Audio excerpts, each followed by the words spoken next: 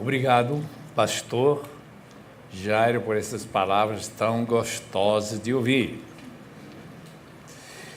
Mas também quero felicitar os irmãos dessa igreja por esses 50 anos que estão celebrando, meio século, e uma boa parte de vocês não vão estar aqui para o próximo. Amém. Então estão aqui. Eu também não.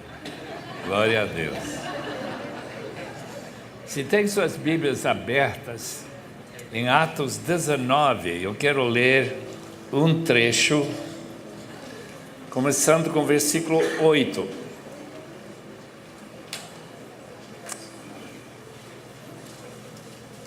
Atos 19, versículo 8.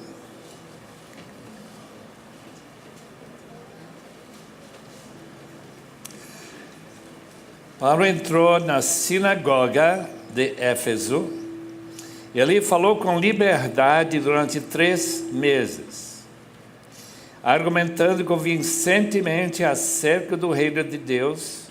Mas alguns deles se endureceram e se recusaram a crer e começaram a falar mal do caminho diante da multidão. Paulo então afastou-se deles, tomando consigo os discípulos, passou a ensinar diariamente na escola de Tirano. Isso continuou por 2 anos, de forma que todos os judeus e os gregos que viviam na província da Ásia ouviram a palavra de Deus. Deus fazia milagres extraordinários por meio de Paulo, de modo que até lenços e aventais que Paulo usava eram levados e colocados sobre os enfermos. Estes eram curados de suas doenças e os espíritos malignos saíam deles. Alguns judeus que andavam expulsando espíritos malignos tentaram invocar o nome do Senhor Jesus sobre os endemoninhados, dizendo: em nome de Jesus, a quem Paulo prega, eu lhes ordeno que saiam. Os que estavam fazendo isso eram os 7 filhos de Seva, um dos chefes dos sacerdotes dos judeus. Um dia, o espírito maligno lhes respondeu: Jesus eu conheço, Paulo eu sei quem é, mas vocês quem são? Então, endemoninhado, saltou sobre eles, os dominou, espancando-os com tamanha violência que eles fugiram da casa nus e feridos. Um pouco do amor de Deus e o humor de Deus. Quando isso se tornou conhecido de todos os judeus e gregos que viviam em Éfeso, todos eles foram tomados de temor e o nome do Senhor Jesus era engrandecido. Muitos dos que creram vinham e confessavam e declaravam abertamente suas más obras. Grande número dos que tinham praticado o cultismo reuniram seus livros e os queimaram publicamente. Calculado o valor total, esse chegou a 50.000 dracmas. Dessa maneira, a palavra do Senhor muito se difundia e se fortalecia. Vamos orar, irmãos, pedindo que Deus traga para nossos corações uma palavra que vale a pena ouvir. E vai valer ouvir se os irmãos não somente lembrarem o que foi falado por mais de que 20 ou 30 minutos, mas que também esse ouvir da palavra faça alguma diferença na sua vida. Esta igreja tem feito uma diferença muito grande na vida de muita gente. 50 anos, só imagina quantas pessoas têm passado por aqui e quantas pessoas ainda reúnem aqui regularmente para serem fortalecidos na palavra. Portanto, nossa oração é que Deus continue abençoando essa igreja, fortalecendo e dando crescimento. Em nome de Jesus, vamos orar. Pai amado, a igreja te pertence. Tu prometeste edificar a tua igreja sobre a rocha, que é Jesus. E rogamos que esta noite tua palavra tenha uma mensagem que alcance os nossos corações. Senhor, faça aquele trabalho que só tu podes fazer. Te rogamos em nome de Jesus. Amém. Eu tenho acompanhado esta igreja desde o início, ou quase, pelo menos 49 anos. Como morávamos aqui em Santo Amaro, era impossível que essa igreja começasse sem nosso conhecimento e certa participação.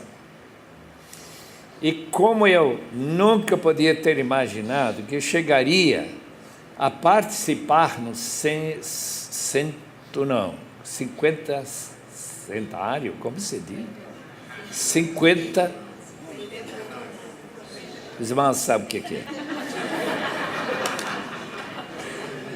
Cinquentenário. Que Deus continua dando até a volta de Cristo. Esse crescimento que toda igreja deve ter. Igrejas, como crianças, crescem. Se não crescem, eles morrem. Portanto, o crescimento é fundamental. Eu fui ver o local onde Charles Spurgeon pregava em Londres, só para ver como estava hoje. Bem, não era hoje, uns poucos anos atrás. Vi o local que antes era a maior igreja do mundo. Tinha crescido com a habilidade e dom que aquele irmão tinha a reunir 5.000 pessoas. E quando tinha um evento especial, por exemplo, como essa, eles foram para Albert Hall, que era maior ainda, para ter talvez 5 a 10 mil pessoas. Quando eu vi o tamanho da igreja hoje, isto é, do templo, eu percebi que daria para talvez 4 a 500 pessoas, 400. Eu também visitei em Londres a Capela Metropolitana de Martin Lloyd Jones. Aquela igreja tinha galeria, quando ele pregava, sempre cheia, dava para 2.200 pessoas. Quando eu parei lá, uns poucos anos atrás, estava com mais ou menos 400. Em outras palavras, uma igreja que cresce tem também a possibilidade de diminuir, de simplesmente desaparecer. Uma das igrejas do mais famoso pregador, talvez de todos os tempos, desde Paulo, George Whitefield, que também tinha uma igreja em Londres. Aquela igreja que foi destruída por uma bomba, também foi reconstruída, mas com certeza não tem nenhum sinal de sua glória do passado. João Wesley pregava lá no fundão de Londres. Se a gente foi ver a sua igreja, meus irmãos, eu não sei, mas eu acho que não chega ao tamanho do Central Batista de Santo Amaro hoje. Irmãos, igrejas crescem e às vezes diminuem. A igreja de Éfeso, e nós acabamos de ler a história que Lucas contou a respeito daquela igreja. Ela começou numa sinagoga, Paulo pregando. E quando a oposição à mensagem foi de tal maneira grande, ele simplesmente retirou aqueles irmãos que estavam reunidos na sinagoga e levou para a escola de Tirano. Eu não sei que tamanho tinha aquela escola. Eu só sei que um antigo manuscrito, eu acho que é do quinto século, fala do fato que Paulo ensinava todos os dias, durante o período em que a escola estaria fechada por causa do calor, 5 horas, 11 às 4 da tarde. E durante esse período, se os irmãos olharem no texto, diz que toda a Ásia recebeu o Evangelho.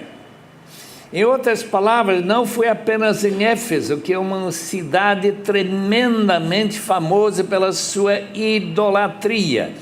Aquela Diana que caiu do céu, segundo a mitologia, e que tinha o maior templo do mundo, muito maior do que o templo de Partenon, lá em Atenas. Centenas de colunas, 18 metros de altura. Imagina, como nós sabemos, lendo esse livro de Atos, como era forte a importância daquela deusa de fertilidade. Prostituição religiosa, que era muito comum na época, oposição daqueles que ganharam a vida fazendo nichos e vendendo. Me lembra bastante de Fátima, que tem também um templo enorme lá em Portugal. Queridos irmãos, o que aconteceu com aquela igreja? Como foi abençoada aquela igreja? Como teve um início glorioso durante aqueles 2 anos e meio a 3 anos em que Paulo esteve lá. Anos 51, os 52 até 53, 4 e 5. Naquele período, 23, 24 anos depois da crucificação de Jesus, lá numa cidade idólatra, Deus fazendo milagres, operando grandes façanhas naquele lugar. Eu escolhi 9. Se irmãos quiserem abrir suas Bíblias, eu quero apenas fazer referência ao que Deus fez, que deu esse impulso para a igreja de Éfeso crescer tanto em tão pouco tempo. Primeiro, versículo 8. Paulo entrou na sinagoga e ali falou com liberdade. A palavra grega é liberdade, sim, mas é a liberdade da seleção brasileira jogando sobre o pior time que vai estar na Copa. E tem essa facilidade de levar a bola por volta das pernas que tem que parar, e logo tem mais um chute lá que dá um gol. E essa frase, ele falou com liberdade, que a oposição judaica não conseguiu segurar os judeus que se convertiam. Número 2, olhe no versículo aqui, é número 9. Tomando consigo os discípulos, passou a ensinar diariamente na escola de Tirano.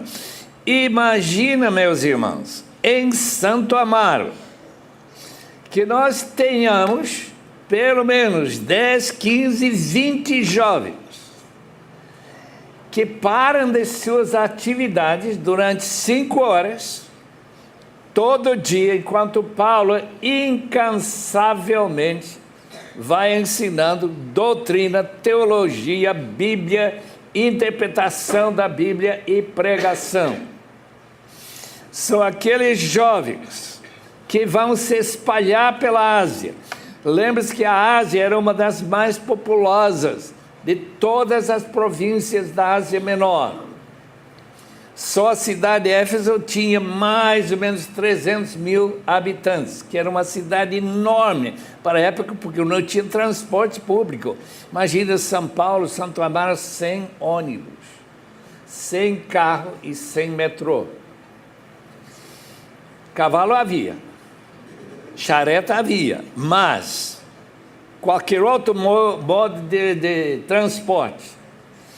E aqueles jovens, durante fim de semana, outras épocas, depois de terem suas cabeças cheinhos de conhecimento da palavra, eles vão saindo para evangelizar nos povoados, nas cidades, de maneira que pelo menos 7, 8 igrejas que nós conhecemos do Novo Testamento foram fundadas. A igreja de Esmirna fica a 50 quilômetros a norte de Éfeso. A igreja de Tiatira, a igreja de Pérgamo, a igreja de Sardes, que é uma cidade muito importante da época, a igreja de Filadélfia, a igreja de Laodiceia, meus irmãos, e Hierápolis, que era uma cidade, eu não posso dizer enorme, mas bem significativa, qualquer pessoa que chega lá pode ver. E Colossos, que não era tão grande como o nome sugere, era pequenino.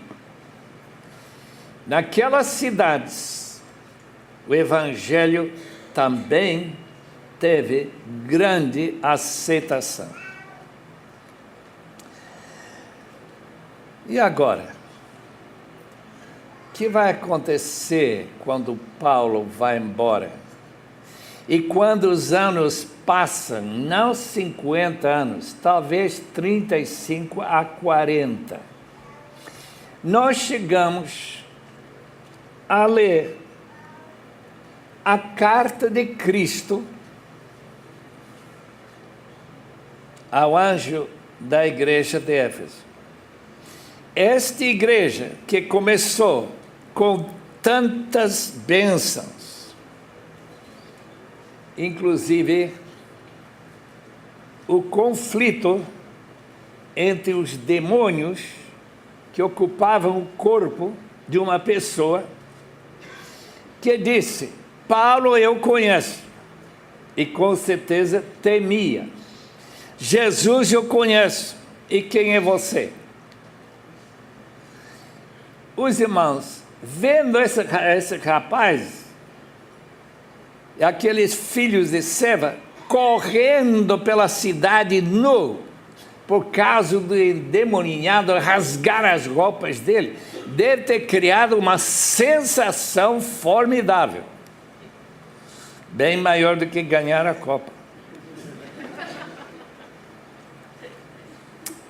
Irmãos, o poder de Cristo manifestado naquela igreja foi sensacional. Tem outra coisa, que até o Valdomiro Santiago ficaria impressionado. O avental de Paulo, colocado sobre o enfermo, e ele se levanta curado. Já imagina? Só que não era vendido, claro. Era de graça. O poder de Deus que alcançou aquela cidade, que tinha seu ídolo de Artemis, Diana, que não fazia nada, só ficava lá parado, lá no lugar sagrado do templo de Diana. Em outras palavras, Deus está manifestando seu poder em Éfeso. E além do mais, o que talvez mais me impressiona é quanta gente ficou persuadido que aqueles livros e folhas de magia não valiam nada e que eles não vendiam, podiam ter vendido lá na praça, talvez a segunda mão, por talvez 30 mil dracmas.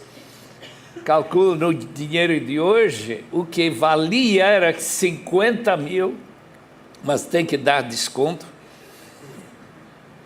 e os 50 mil é mais ou menos 500 mil reais.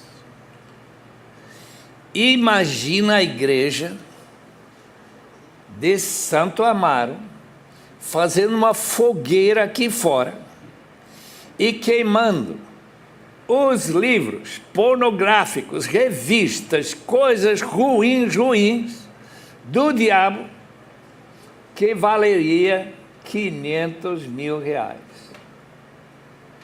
Em quanto tempo? 2 anos e meio a 3 anos. Quando Deus opera desta maneira, quando Deus cria temor, como diz o nosso texto, nos corações, o resultado é pessoas que se aglomeram para saber como eles podem receber os benefícios que aquela igreja oferece, especialmente o benefício da salvação em Cristo. E Éfeso foi tocado de uma maneira muito especial. Eu peguei um livro de Jonathan Edwards, que contou sua experiência com o avivamento que ocorreu em Northampton, lá em Massachusetts, terra do meu pai, onde ele nasceu e foi criado. Jonathan Edwards viveu no pleno despertamento, primeiro há 250 a 260 anos atrás. Deixe-me ler como ele contou os efeitos daquele avivamento. Primeiramente, cidade transformada, cheia de amor e alegria dada na presença de Cristo. O mesmo Senhor Jesus que levantou a igreja de Santo Amaro, levantou a igreja de Éfeso. Não há outro poder senão o poder de Deus e o poder do Espírito Santo. Só que a amplitude, a profundidade do amor que criou, diz que atingiu toda a cidade. Número 2, as famílias foram renovadas, conversão de filhos, maridos e esposas. Imagine se isso ocorresse em Santo Amaro. A igreja foi renovada, frieza acabou. Ele era pastor da igreja lá. A pregação da palavra é especialmente desejada.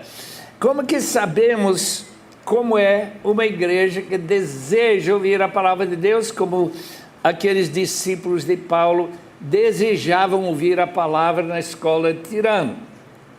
E quando ele chega na igreja e fica na fila para entrar, porque não abriram a porta ainda. Isso ocorre, irmãos. Eu sei que nunca deve ter ocorrido em Santo Amaro, mas ocorre. Quando chegar na igreja, para não ficar em pé ou ficar fora, não poder nem ouvir bem, quando há um grande desejo de ouvir a palavra de Deus. Nós ouvimos a semana passada, aliás, retrasada agora, em Niterói, o autor de um livro sobre os desigrejados. Essa palavra nova para mim foi criada para descrever crentes tão mornos, crentes que tão pouco interesse têm em ouvir a palavra, que em vez de estar na igreja no domingo, fica em casa vendo a televisão.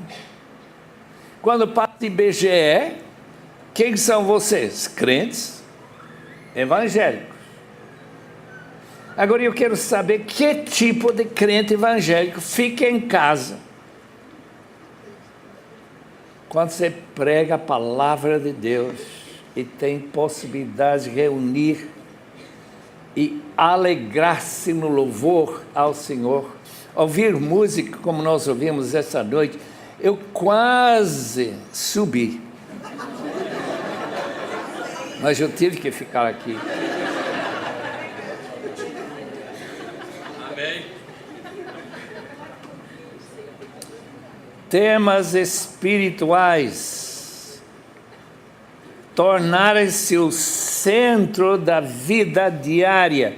Quando a gente conversava, nada entrava na cabeça para conversar, senão temas espirituais, bênçãos, alegria, palavra de Deus. Pessoas de todas as idades se converteram, não apenas crianças. Criança é mais fácil se converter. Mas gente, 104 anos. Impressionante. Irmãos, quando Deus move de uma maneira extraordinária, como moveu lá em Northampton, e como a igreja de Jonathan Edwards, quando ele pregou a mais famosa mensagem da antiguidade, pecadores nas mãos de um Deus irado, e ficaram com tanto temor de serem sugados para o inferno, na hora que eles seguraram os bancos da frente para não cair naquele buraco, vulcão que era o inferno. Não sei, meus irmãos, eu não sei o que seria necessário para que São Paulo fosse tocado por um avivamento como ocorreu lá e tem ocorrido em muitos outros lugares ao passar os séculos passados. Últimas descrições. A obra foi realizada rápida e eficazmente, principais características, um senso de pecaminosidade, temor de Deus e do juízo. O diabo provavelmente aproveitou a disposição à melancolia. Jonathan Edwards notou isso também, que certas pessoas ficaram meio tristes e deprimidos, porque eles não sentiam totalmente perdoados e convertidos. Consequências externas, abandono imediato de práticas pecaminosas, imediatamente parando de mentir, parando de sentir inveja, parando de qualquer pecado que os irmãos possam imaginar. Meus irmãos, se Deus revelasse pecados das igrejas de Santo Amaro, pecados ocultos, pecados que ninguém percebe, porque a gente mostra-se santinho na igreja, mas lá fora é outra coisa. Graças a Deus que os irmãos desta igreja têm tomado a sério a busca pela santificação, sem a qual ninguém verá a Deus. Muita gente está confiando no fato que já passou por essas águas de batismo que vão ser realizadas aqui. Mas, meus irmãos, batismo não salva. O que salva é o renascer do Espírito. E o Espírito é Espírito Santo. Santificação.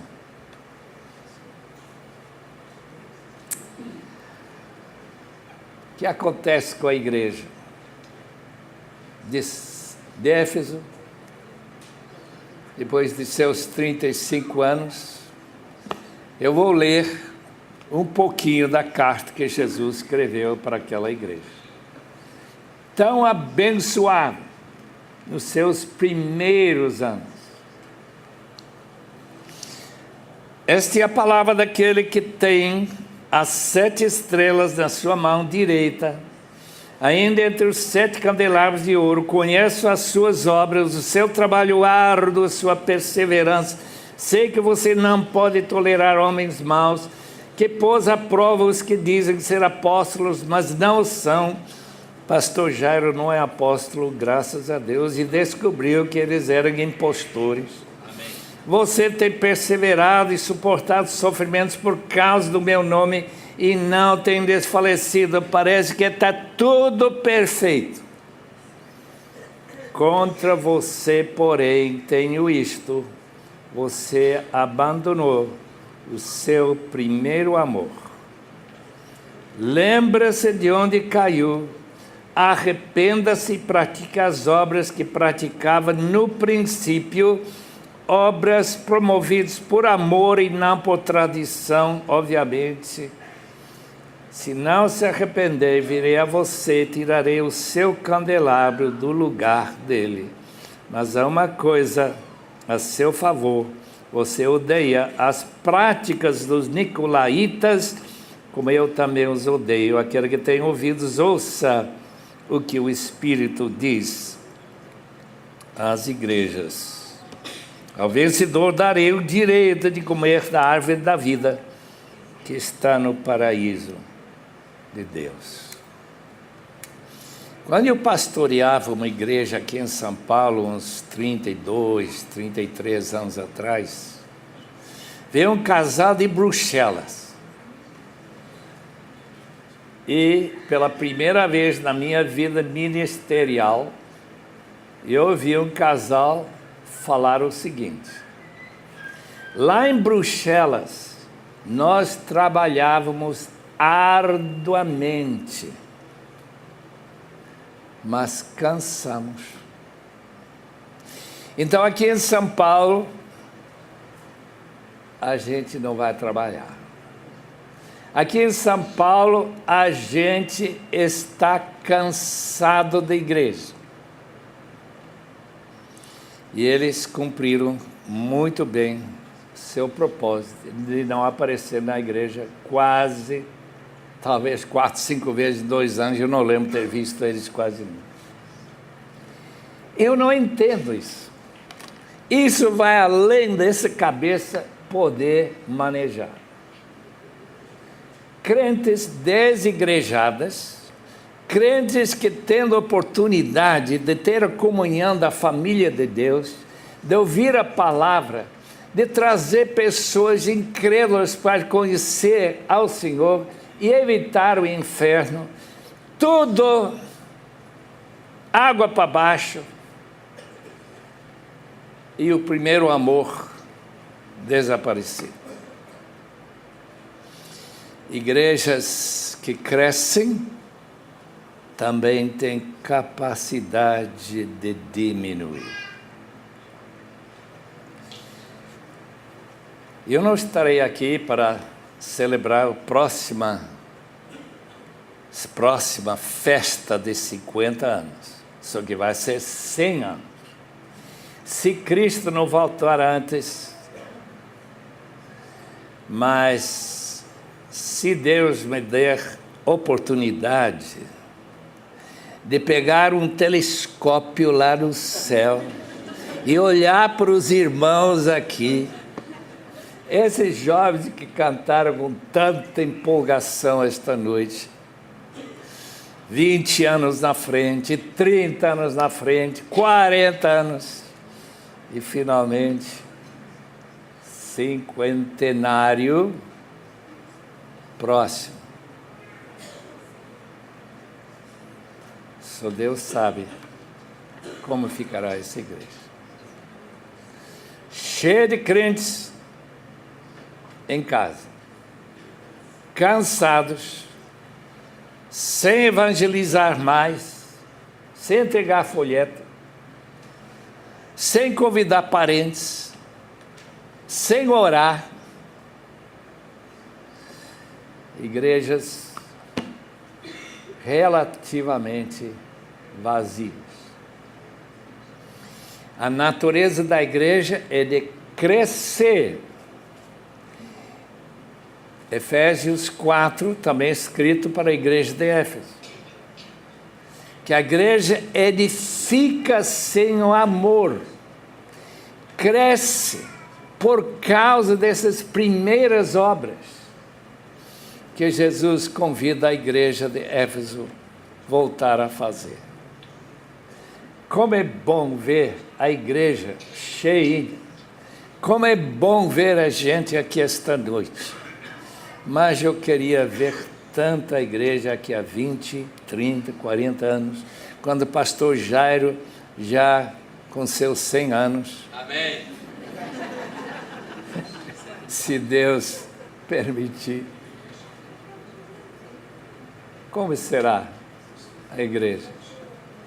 Depende de quem? A nova geração que está aprendendo conosco, pais, adultos, como que é a igreja. E quando tem futebol, mais interessante que o culto, a gente vai lá para o estádio, o grande templo do deusa futebol.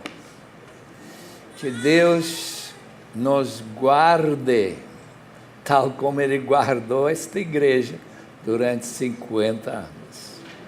Oh Deus, tenha misericórdia de nós. Temos tendências bem humanas de cansar e de parar de trabalhar e fazer aquelas primeiras horas, e especialmente o amor que nos levou a servir a Cristo com tanto entusiasmo, dissipar-se como água na areia.